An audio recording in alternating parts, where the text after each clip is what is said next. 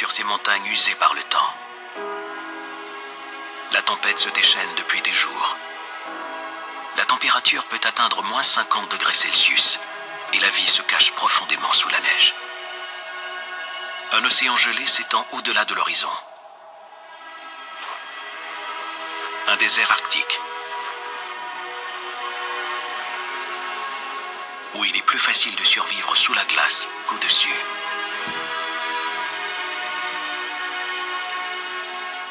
Dans l'Arctique, la vie repose sur des lieux secrets. Des lieux où les êtres vivants se rassemblent et où deux mondes se rejoignent.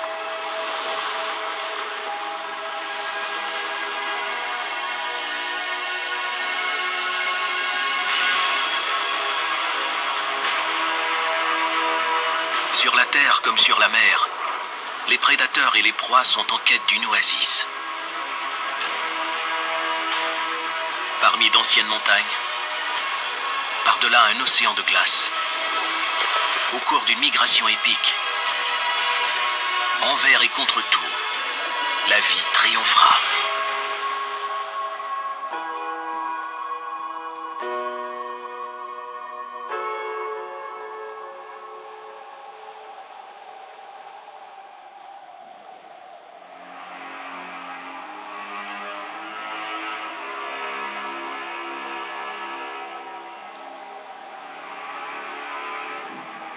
Des montagnes de glace acérées découpent la ligne d'horizon.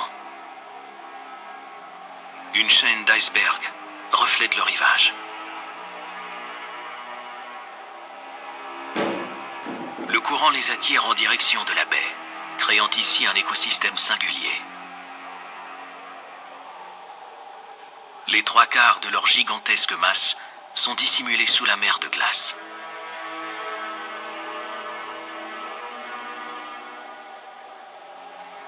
Ils s'écrasent contre la banquise, balayés par le vent, malmenés par les marées et les courants océaniques. Une porte d'entrée vers un autre monde.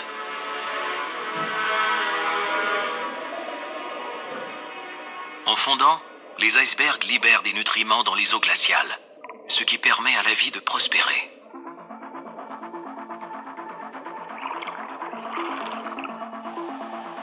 Les prédateurs de toute taille affluent. Les phoques se postent sur la fine couche de glace, en quête de poissons et de crevettes, attirés par le phytoplancton. Et les ours polaires ne sont jamais bien loin.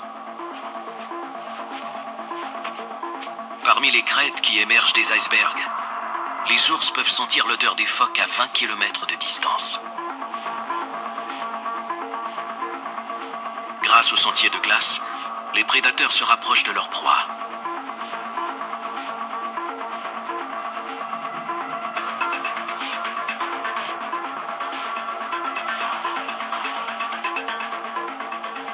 Les phoques représentent 90% du régime alimentaire des ours polaires. Mais la fine couche de glace n'offre qu'une protection limitée.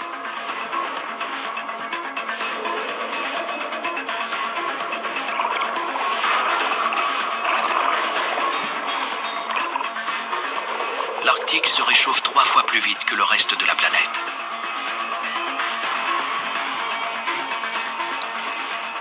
Mais avec la fonte des glaciers, de plus en plus d'icebergs se formeront. Et ils détiennent la clé dans le combat contre le changement climatique mondial.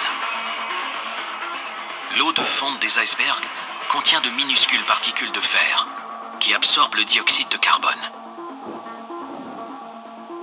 Ils forment des puits de carbone qui piègent le dioxyde et le retiennent sous l'eau. Un système naturel qui ralentit la fonte de l'Arctique.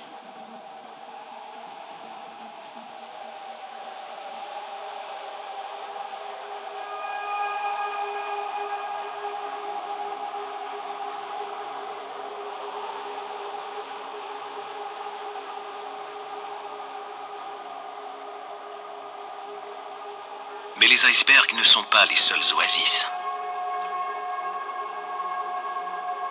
Certaines zones de l'océan Arctique restent libres de glace durant tout l'hiver, grâce à une étrange combinaison de remontées d'eau et de vents glacés. Elles apparaissent au même endroit, année après année. On les appelle les polynies. Elles constituent une abondante source d'énergie dans ce paysage désolé.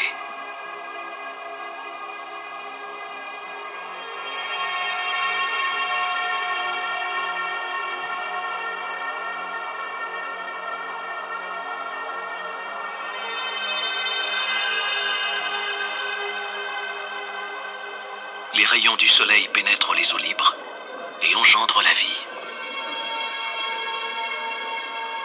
Le phytoplancton se nourrit de la lumière solaire et la transforme en énergie chimique. Ces micro-organismes absorbent le dioxyde de carbone et libèrent de l'oxygène. Dans ce monde plongé depuis des mois dans l'obscurité totale, la lumière du soleil est une bénédiction. Mais l'Arctique se transforme. Le moindre changement dans cet environnement pourrait modifier ce fragile équilibre. Et cette oasis disparaîtrait à jamais.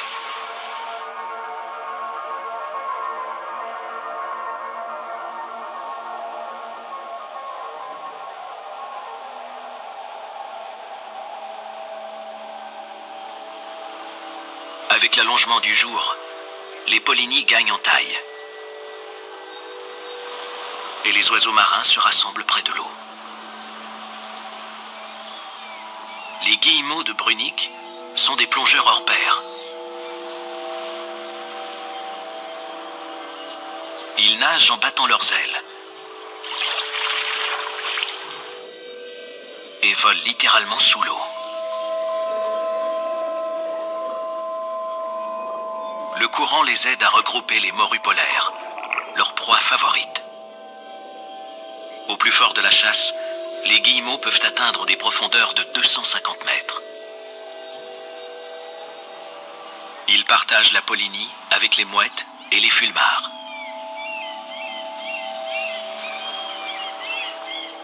Ces oiseaux se nourrissent en surface et peuvent voler sur de plus grandes distances que les guillemots. Ils peuvent parcourir jusqu'à 250 km pour trouver des étendues d'eau libre. Contrairement aux guillemots de Brunick, ces espèces s'adaptent facilement au changement de l'état des glaces.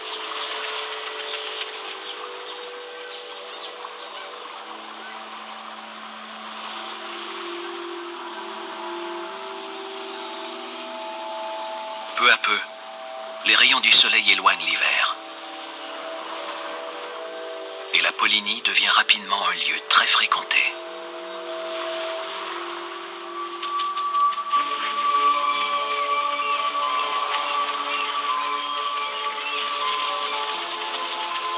Les oiseaux marins arrivent chaque jour plus nombreux sur la Polynie.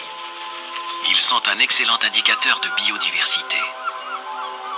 Le guillemot change de régime alimentaire et passe de la morue polaire au caplan. Un poisson plus petit, de la taille d'une sardine.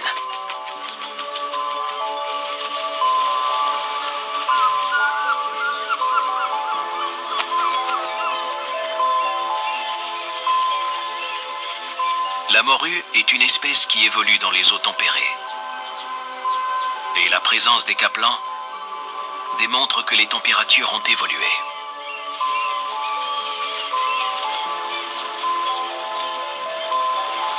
Peut-être le signe que d'autres changements sont à l'œuvre.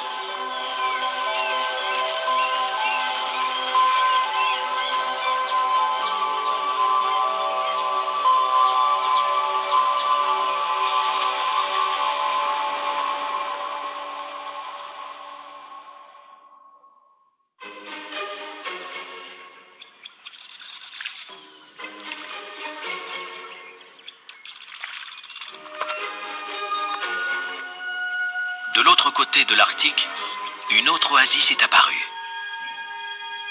Le long du fleuve, cette étendue d'eau libre a attiré des cygnes migrateurs.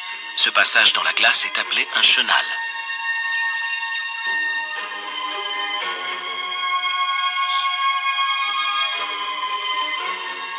Ils représentent une source de nourriture essentielle, les autres lacs étant couverts de glace. Un arrêt crucial dans le périple des cygnes vers leur lieu de nidification. Un arrêt très disputé.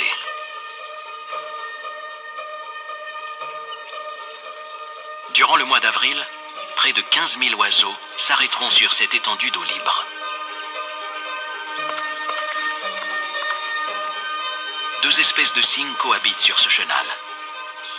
Le cygne trompette et le cygne siffleur. Les cygnes trompettes migrent toujours plus au nord. Ils sont plus grands que les cygnes siffleurs et les concurrencent pour la nourriture et l'habitat. Désormais, les cygnes trompettes dominent le chenal.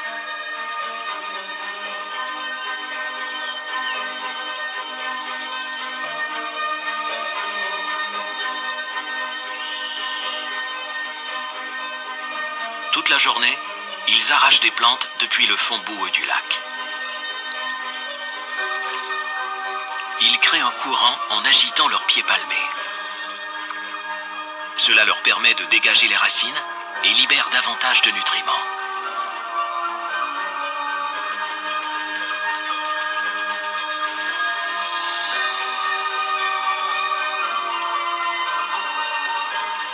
Cette source de nourriture attire les familles de cygnes en grand nombre.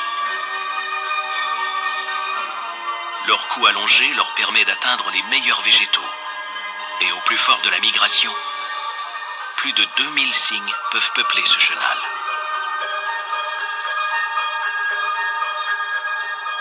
Ces animaux sont très territoriaux. Et si les cygnes jouissent d'une réputation d'élégance, la grâce a ses limites.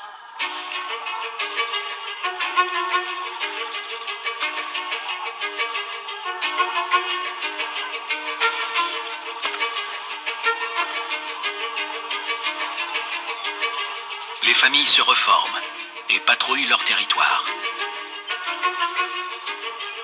Les jeunes cygnes partent en quête d'un partenaire pour la vie. Et ils sont prêts à en découdre. Les plus grands s'appuient sur leur nombre et s'octroient les zones les plus riches en nourriture.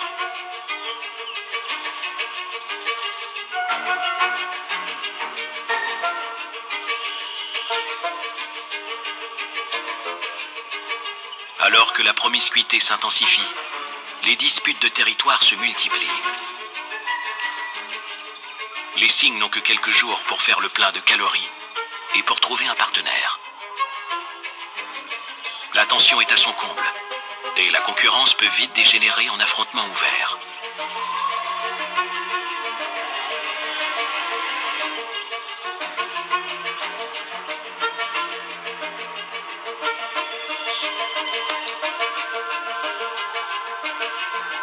Les cygnes déploient leurs ailes pour intimider leurs adversaires. Ils peuvent atteindre une envergure de 3 mètres. Une arme redoutable.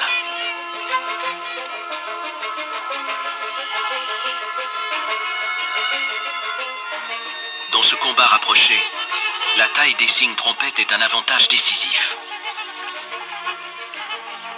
À l'aide de leur bec et de leur corps, ils poussent leur adversaire et tentent de le maintenir sous l'eau pour le noyer.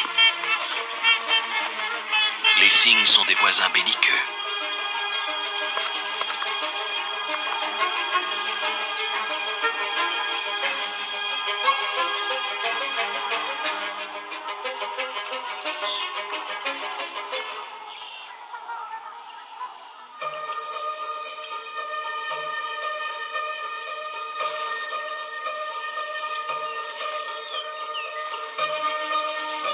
Bientôt, l'appel du Nord se fait entendre.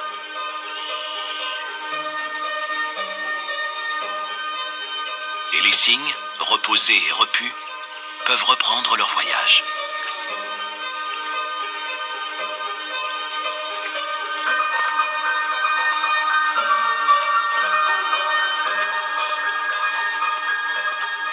Les cygnes siffleurs s'envolent vers le Grand Nord et la côte arctique, à plus de 1500 km de là.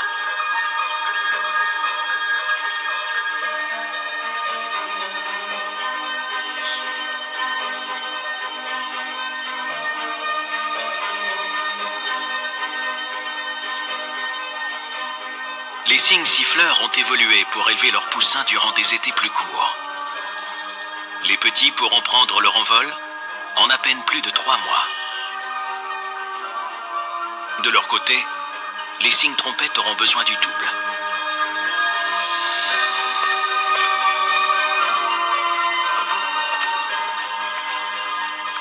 Avec le réchauffement climatique, les cygnes trompettes s'épanouissent.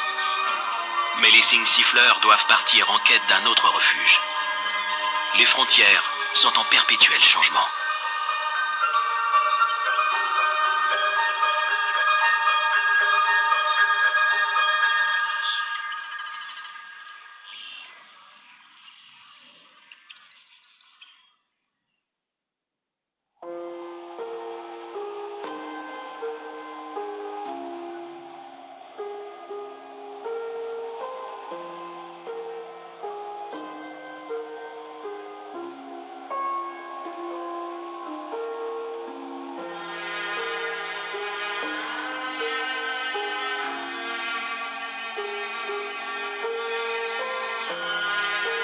À 1000 km plus au nord, les montagnes Richardson traversent le cercle arctique.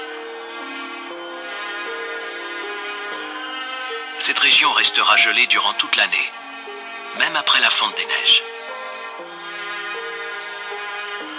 Conséquence, la végétation est rare et il y a peu de nourriture ou d'abri.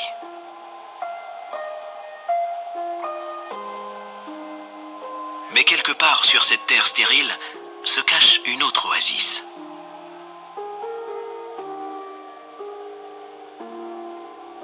Une oasis regorgeant de vie.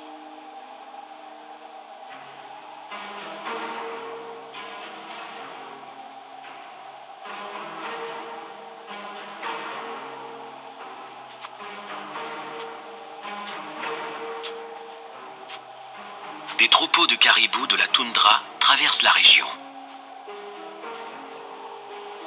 Ils parcourent des milliers de kilomètres, suivant les routes migratoires tracées par leurs ancêtres. Les cygnes ne sont que des visiteurs saisonniers du Grand Nord. Les caribous, eux, sont le cœur battant de cette contrée.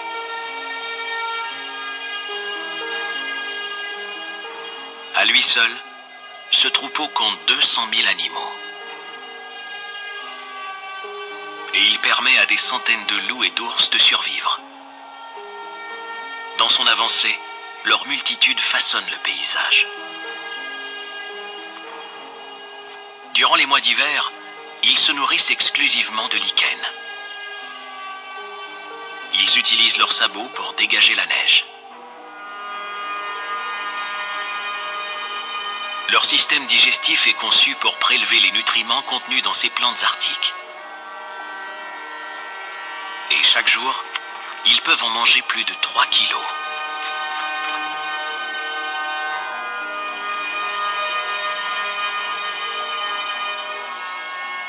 Mais l'arrivée des premières pluies est désormais plus précoce dans le Grand Nord. Et cela entraîne la formation d'une couche de glace sous la neige. Une couche que leurs sabots ont bien du mal à briser. Un danger de mort pour les caribous. Le monde change.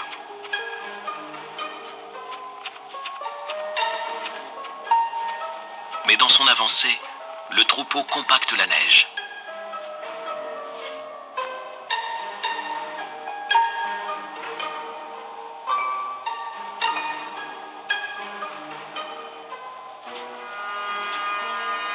Cela a pour effet de ralentir la fonte et d'isoler les sols gelés.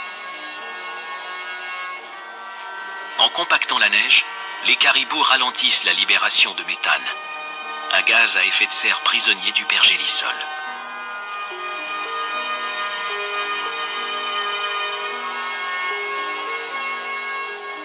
Tout comme les icebergs, les caribous forment collectivement un système naturel. À leur façon, ils luttent contre le changement climatique et préservent la terre dont ils dépendent totalement.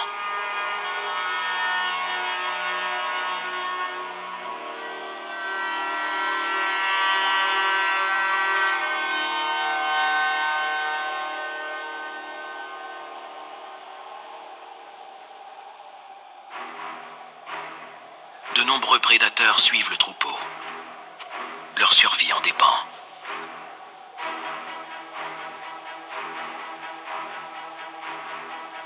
Des grizzlies et des loups gris, des carcajous et des renards polaires.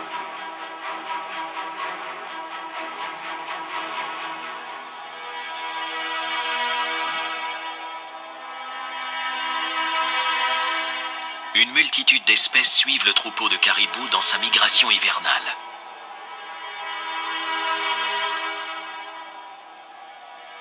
Tous se déplacent au rythme de cette oasis en mouvement. Leur survie en dépend.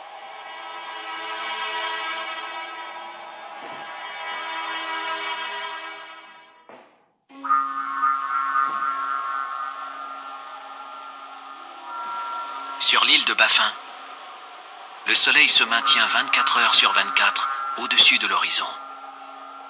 La glace change à grande vitesse. La Polynie a disparu et une seule ligne de glace fait barrage à l'océan. C'est ce qu'on appelle la lisière des banquises. Davantage de lumière solaire pénètre les eaux et grâce à elle, le plancton entre en efflorescence. Un immense nuage de calories caché sous la surface de l'eau. Des morceaux de banquise se détachent et chaque jour, la glace fond un peu plus. Les vents et les courants emportent la glace, couche après couche.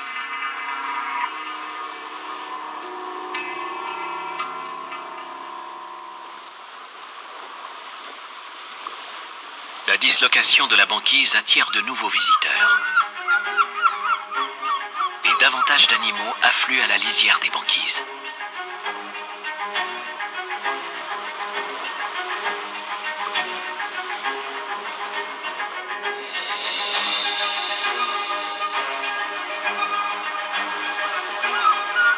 Les morses, ces animaux préhistoriques, se prélassent sur les îlots de glace. Ils trouvent leur nourriture dans les fonds marins et utilisent leur longue défense pour détecter des proies. La forme spéciale de leur palais leur permet d'aspirer les palourdes et les mollusques.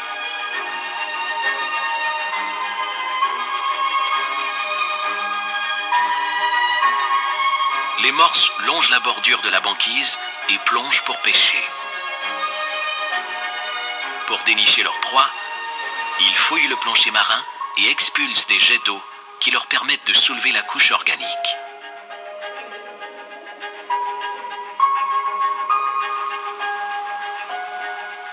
Cela a pour effet de libérer des nutriments dans l'eau. Ces nutriments vont stimuler la prolifération du plancton et fournir de la nourriture à bien d'autres espèces.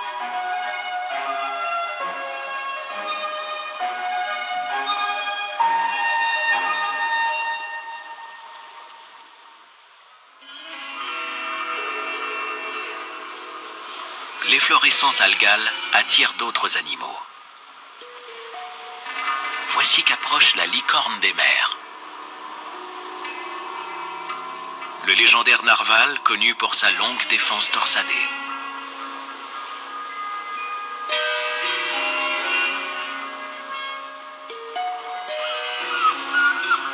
Il s'agit en fait d'une dent surdimensionnée. Une dent qui peut atteindre jusqu'à 2 ou 3 mètres de long et qui joue un rôle central dans la parade nuptiale et l'accouplement.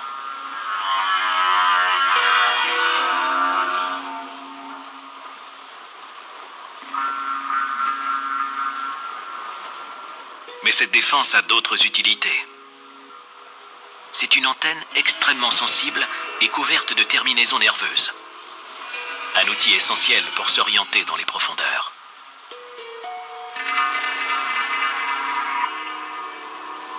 Lorsqu'ils chassent, ils s'en servent également pour frapper et étourdir les poissons. Elle leur permet également de détecter les changements de température, de salinité ou de pression de l'eau. Un étrange organe qui renforce le mystère autour de cette créature mythique.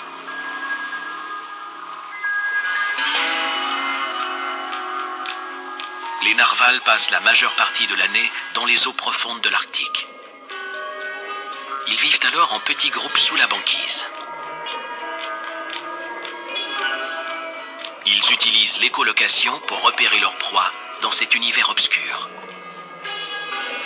Ils émettent des clics, des sifflements ou des ronronnements qui résonnent et rebondissent sur les objets qui se trouvent dans l'eau. Les tonalités les plus graves leur offrent une image générale des environs, alors que les plus aigus leur fournissent davantage de détails. Ils vivent dans un monde sonore.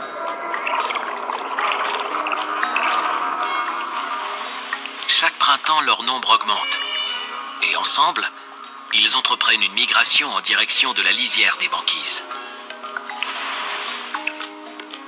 Ils plongent pour trouver les morues et les calmars qui constitueront l'essentiel de leur régime estival.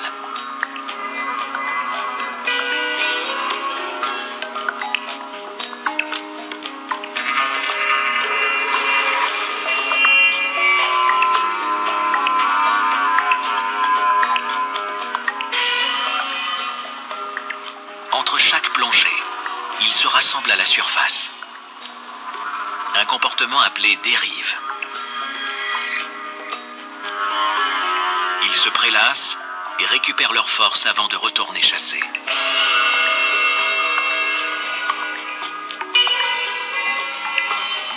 Un narval apparaît, puis un autre et encore un autre, venus à la surface pour restaurer leur réserve d'oxygène.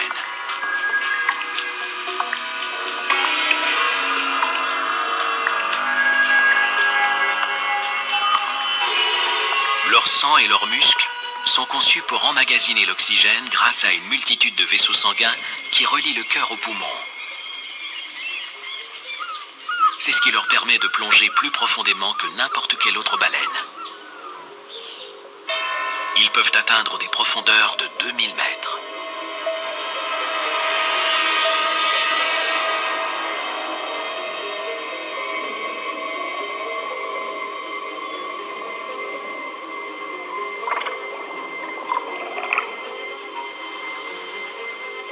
Nous savons peu de choses de ces mystérieux animaux, mais il s'agit d'une espèce ancienne.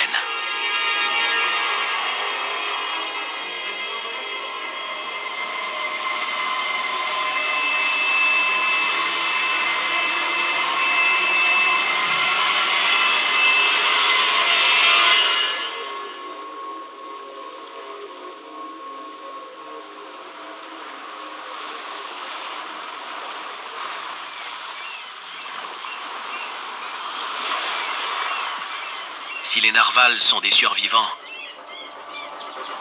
les orques sont des envahisseurs. Les eaux libres sont de plus en plus fréquentes dans l'Arctique. Les orques, aussi appelés épaulards, progressent toujours plus au nord. Et à mesure que la glace fond, leur territoire s'agrandit. Les orques sont nouvelles dans cette région, et leur présence est une menace pour les autres baleines. Les narvals doivent désormais s'adapter. La grande nageoire dorsale des orques est un handicap quand l'océan est couvert d'une épaisse couche de glace. Mais alors que les eaux de l'Arctique restent libres de glace durant de plus longues périodes, les orques peuvent désormais évoluer librement et exploiter un tout nouveau territoire de chasse. Ces redoutables prédateurs visent une proie bien précise. Les mêmes proies que les guillemots de Brunique, les bancs de capelans. Le caplan fait partie des poissons fourrages migrateurs, une espèce fondamentale pour les prédateurs et toute la chaîne alimentaire de l'Arctique. Un banc de caplan peut atteindre jusqu'à 1 milliard de poissons. Les orques frappent l'eau pour étourdir les caplans. Elles travaillent en équipe et partagent le butin.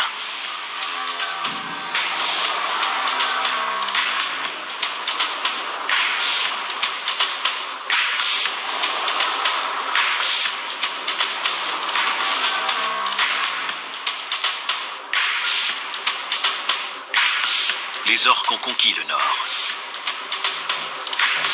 Une réussite polaire qui change à jamais notre regard sur ce monde glacé.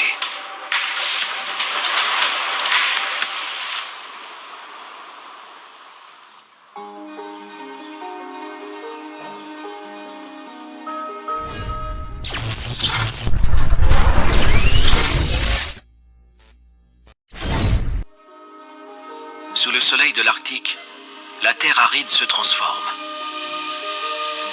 La neige fond rapidement et une grande variété de plantes arctiques reprend possession des sols.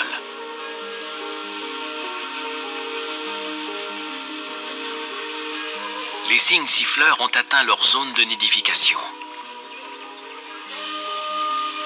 Ils se nourrissent d'invertébrés et d'insectes qui éclosent chaque été. Grâce à ce régime riche en protéines, les poussins pourront rapidement se développer. La neige et la glace ont fondu, mais les sols restent gelés. L'eau qui ne peut être évacuée s'accumule et d'innombrables étangs et lacs se forment. Ces étangs peu profonds sont un paradis pour des millions d'insectes. Ces nuées d'insectes constituent une véritable oasis. Ils permettent de polliniser des millions de fleurs et de nourrir des milliers d'oiseaux migrateurs.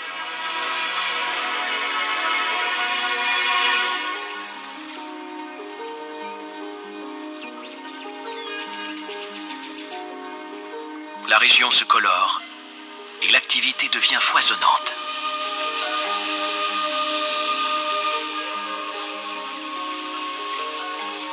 Les cygnes consacreront la saison à élever leur progéniture. Une véritable course contre la montre.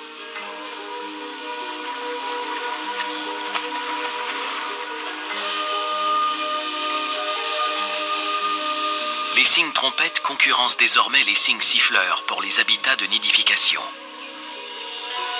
L'allongement de l'été offre aux oiseaux les plus imposants le temps de faire grandir leurs petits.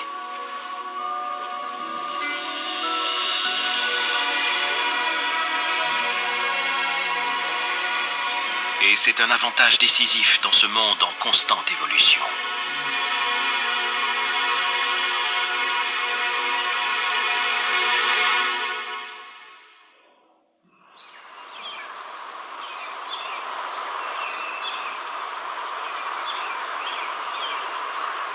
Alors que l'été prend possession du Grand Nord, les caribous poursuivent leur avancée et donnent vie au paysage.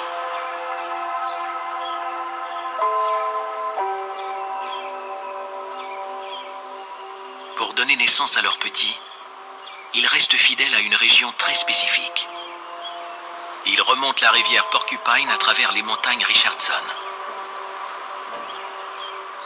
Au cours de leur périple vers l'océan Arctique, ils peuvent parcourir plus de 4000 km. En juin, ils atteignent enfin l'aire de Misaba. Dans moins d'un mois, ce faon ira rejoindre la migration. Les premiers pas d'un périple sans fin.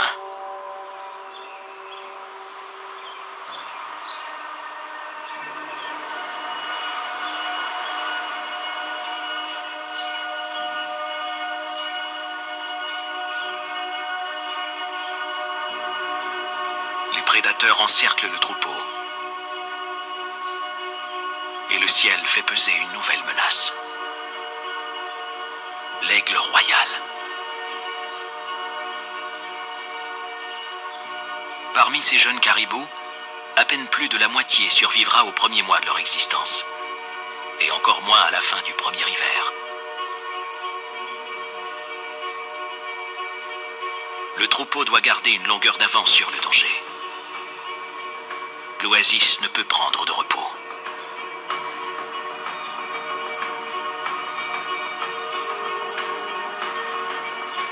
D'abondantes chutes de neige ou les pluies précoces risquent de ralentir leur progression. Les feux de forêt modifient les sentiers de migration. Et l'équilibre de ce fragile environnement pourrait bien être brisé.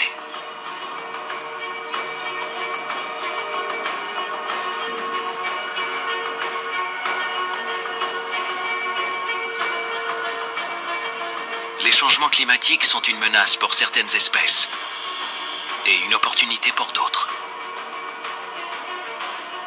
Avec le réchauffement, le territoire des grizzlies s'agrandit. Un ours peut désormais manger une douzaine de caribous chaque saison et profiter d'une végétation toujours plus dense.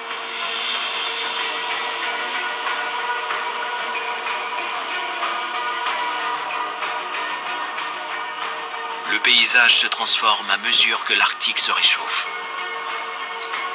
Les étés plus longs et l'augmentation des précipitations avantagent les ours. Le saule et les arbustes deviennent plus fréquents.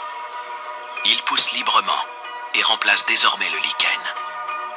Un processus appelé le verdissement de l'Arctique. Les ours bénéficient d'un surplus de nourriture et d'une couverture efficace pour la chasse. Mais le verdissement modifie les routes migratoires, affectant les sources d'alimentation des caribous et ainsi de tous leurs prédateurs.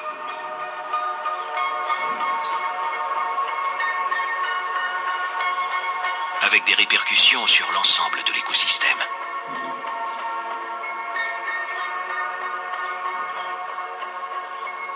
Chaque espèce doit s'adapter plus vite que jamais. Une menace grandissante pour les générations futures.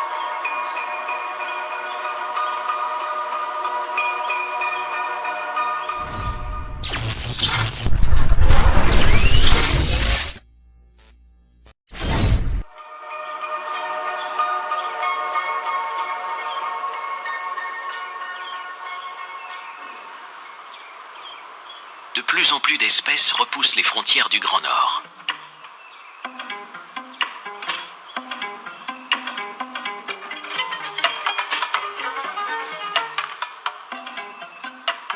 Le renard roux s'adapte rapidement aux conditions de vie dans le cercle arctique, le territoire traditionnel du renard polaire.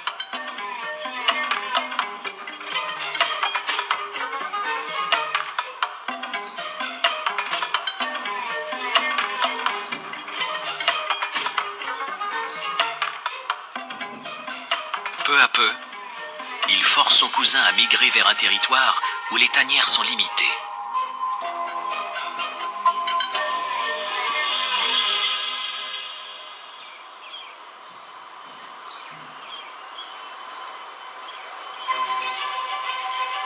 Le renard roux est plus imposant que le renard polaire, presque le double de sa taille. Omnivore, il s'adapte à presque toutes les sources de nourriture. Le renard roux est habituellement fait pour la vie plus au sud. Mais l'allongement des étés et la végétation plus dense lui conviennent désormais parfaitement bien. Le renard polaire est lui aussi un animal résilient, mais il ne fait pas le poids dans l'accès aux ressources. Et ses caractéristiques faites pour la survie dans l'Arctique ne sont désormais plus en avantage.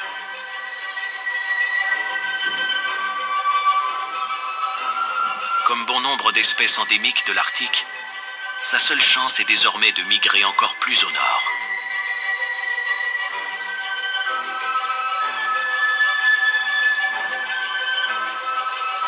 Alors que l'Arctique verdit et que la température augmente, d'autres renards roux viendront conquérir la région.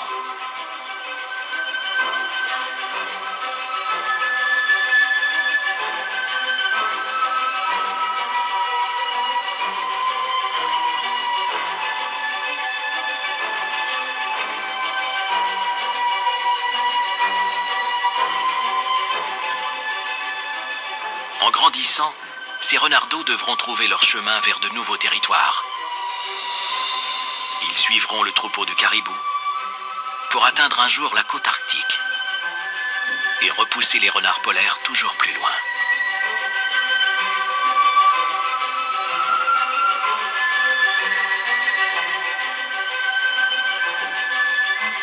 Dans l'Arctique en perpétuel changement, le futur est ouvert.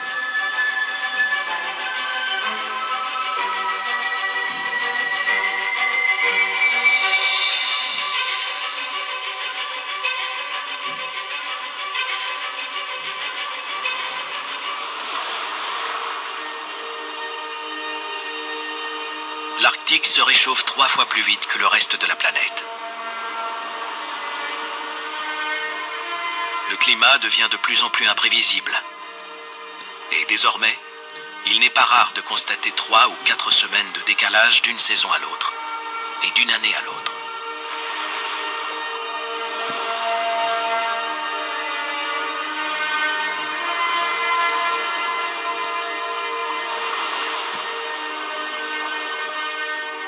La régularité des phénomènes naturels est fondamentale pour les animaux sauvages qui dépendent de ces cycles très fragiles. De rares événements qui se produisent lorsque l'oxygène pénètre la mer de glace et fait prospérer la vie. Lorsque les caribous se rassemblent et que le paysage se meut en une masse de prédateurs et de proies.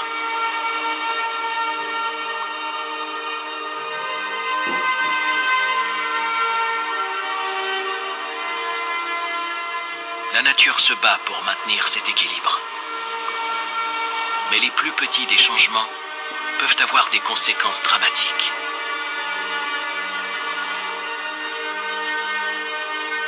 Dans ce monde en constante évolution, les animaux sauvages doivent s'adapter plus vite que jamais. Et les oasis de l'Arctique n'ont jamais été aussi importantes.